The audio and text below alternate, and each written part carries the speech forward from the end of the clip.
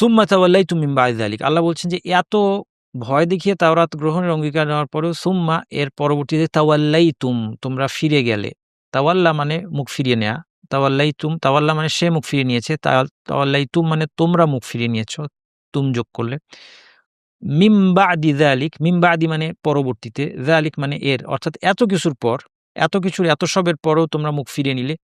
ফালাউলা যদি না, ফাদলুল্লাহ আল্লাহর ফদল, আল্লাহর অনুগ্রহ, আলাইকুম তোমাদের উপর থাকতো, ওয়া রাহমাতুহু এবং তার দয়া থাকতো, লাকুনতুম মিনাল খাসিরিন তোমরা কি হতে? তোমরা ক্ষতিগ্রস্তদের অন্তর্ভুক্ত হয়ে যেতে। লাকুনতুম মিনাল খাসিরিন।